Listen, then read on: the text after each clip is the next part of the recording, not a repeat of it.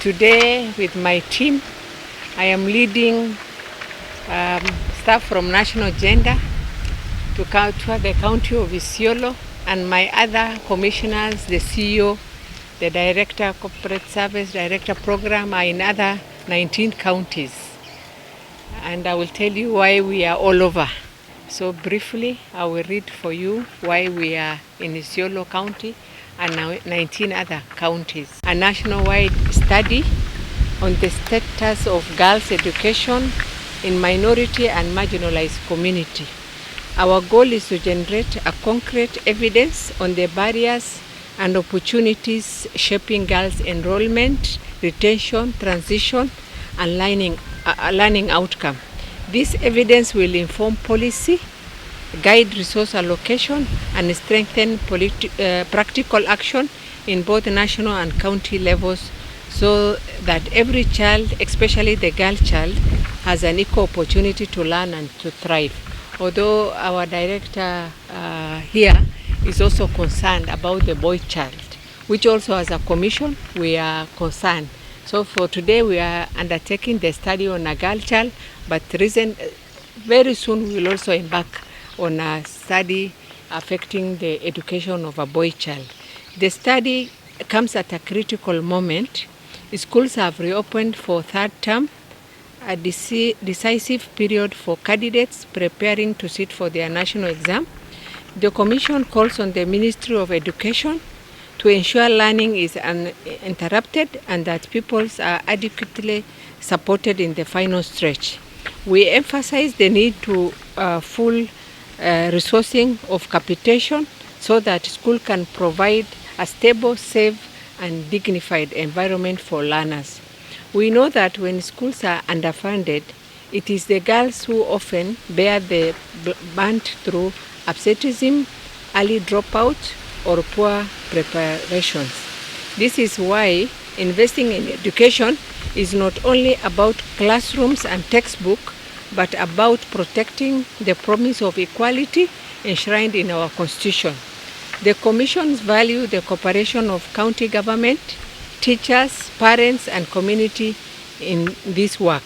Together, we can overcome the cultural, social, and structural barriers that keeps girls out of school and ensure that all children, regardless of who they are or where they come from, can realize their full potential through education.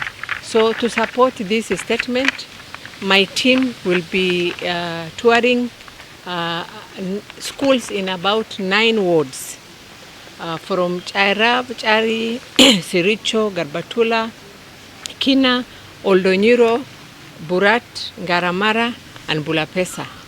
So they will physically go to all schools and do the research to understand what is it that we can do to ensure that our girls have an opportunity to go to school.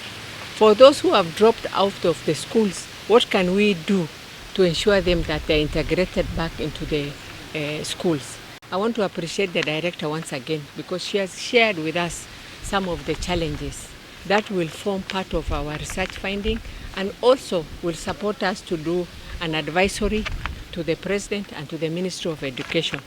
Key amongst the issues that she shared with us is the teacher ratios, especially in the rural setup where we are not able to take female teachers due to situation in those areas, like some schools do not have water in the schools, no electricity, insecurity in many places. So the girl child do not get mentors in female leaders. And also she mentioned the need to have a low-cost boarding facilities. And she has shared a very practical example where parents from these far-flung areas will bring their children to schools in Isiolo. And since they do not have homes here, they are accommodated in a very small rooms in groups of 2, 3, 4, and then they go to day schools. This lack of parental guidelines exposes the young girls to other activities, including early pregnancies. So we will form whatever opinion that you shared with us, perspective, as part of our policy contribution to the Ministry of Education. So I want to thank you, and I want to invite you to also say before you invite the director. Yes. You know, hypothetically, you know that Isiolo is affected by early marriage and early pregnancies. Yes. Because of the nature of pastoral business. Yes. Thank you. I think for us, the mandate that national gender has been given by the Constitution will allow us to now bring this finding out in a form of policy. The policy, the advice now will shape the policy direction. For example, it is through the advisory from national gender that His Excellency the President has established a unit of minority and marginalized that is domiciled within his office.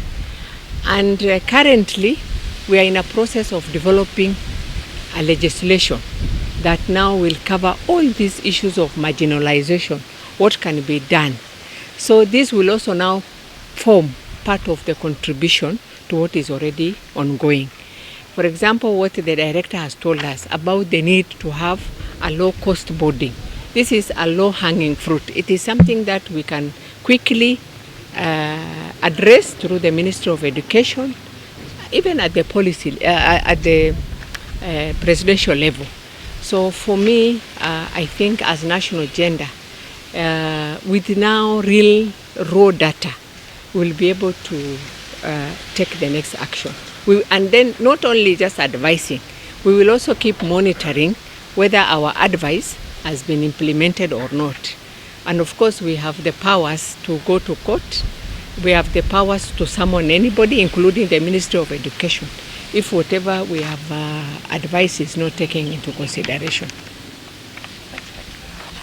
As this is happening everywhere, I want to appreciate even the initiatives by the ministry, because free day secondary and free primary education are some of the strategies and policy issues that have been implemented by the ministry, which have seen the rise of the number of girls in our institutions in such areas, and also they have helped to retain our children in our schools until completion. The ministry is also on top gear preparing for senior school, and I want to assure you, just as the way we transitioned grade 9 seamlessly, we are also going to do the same next year in grade 10 at senior school, and we are fully prepared, and the ministry is doing everything possible to make sure that we have done it even in these ASAL counties. Entry and re-entry policy of the girls who have dropped out of school has been implemented. We have been able to mop them out in the villages, and we are going to do the same and bring them back to school. I want to call upon all the partners in the education space, both the state and non-state actors, to join hands with us and your commission so that we are able to put the education of girls where it is supposed to be across